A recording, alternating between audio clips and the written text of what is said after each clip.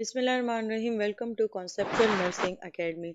आज की वीडियो में हम यूरिनरी सिस्टम का पार्ट 2 पढ़ेंगे। जितने भी रिमेनिंग ऑब्जेक्टिव्स हैं उनको आज हम इस वीडियो में कंप्लीट करेंगे। यूरिनरी सिस्टम जो कि BS nursing subject anatomy and physiology का टॉपिक है। तो हमारे पास आज का ऑब्जेक्टिव स्टार्ट होता है टाइप्स ऑफ नेफ्रॉन्स, यानी कि जो नेफ्रॉन्स क्या थे, जो हमारे फंक्शनल यूनिट्स होते हैं किडनीज के, और इन्हीं के ज़रिए जो है वो यूरिन की फॉर्मेशन होती है।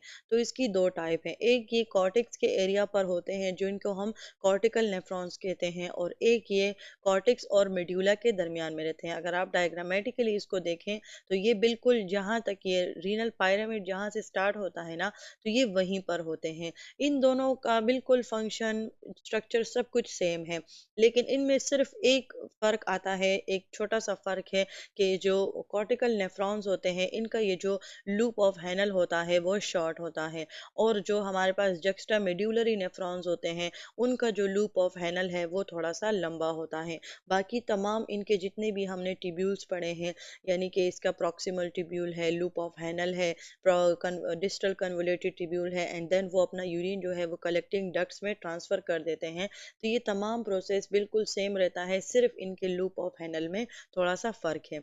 अच्छा, अब हमारे पास जो है वो नेक्स्ट ऑब्जेक्टिव है यूरिन फॉर्मेशन प्रोसेस, यानी कि जो हम बार बार बात कर रहे हैं कि बोमेंस कैप्सूल में यूरिन फॉर्मेशन होती है और वो फिर डक्ट्स के थ्रू जो है वो कलेक्टिंग डक्ट में अपने आप को खाली कर देती है। तो ये जो यूरिन फॉर्मेशन है ये बेसिकली तीन प्रोसेसेस से मिलकर बना हुआ होता है, जिनका है glomerular filtration, tubular reabsorption and tubular secretion. तो अच्छा, फर्स्ट स्टेप में क्या होगा? Glomerular filtration. ये एक नॉन सेलेक्टिव पेसिव प्रोसेस है।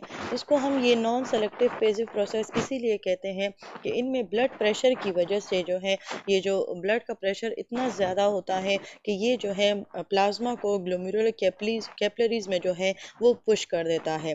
इसके अलावा जो है ये जो प्लाज्मा है उसको एंडोथेलियम में भी शिफ्ट कर देता है, यानी कि उसको पुश कर लेता है। इसकी वजह से जो है कुछ सल्यूट्स जो हैं वो बगैर किसी एनर्जी फोर्स के जो है वो उस जो जो जो एक कैपिलरी नेटवर्क उसने बनाया हुआ होता है उससे आसानी के साथ जो है वो गुजर जाते हैं। इसलिए इसको हम नॉन सेलेक्टिव पेसिव प्रोसेस कहते हैं, क्योंकि इसमें एनर्जी की ज़रूरत ज़्यादा नहीं होती। ब्लड प्रेशर की वजह से जो है वो तमाम जो जितने भी सल्यूट्स होते हैं वो कैपिलरी वॉल से जो है वो गुजर जाते हैं। फिर इनमें कुछ प्रोटीन्स और कुछ ब्लड सेल्स हैं जो कि कैपिलरी से जो है वो आसानी के साथ नहीं गुजरेंगे, देन वो फिर एक्टिव प्रोसेस के थ्रू होगा। जो फिल्ट्रेशन होती है ग्लोमेरुलर कैप्सूल में, वो जब हो जाए तो वो जो है रीनल ट्यूब्यूल की तरफ जो है वो कंटिन्यू हो जाती है।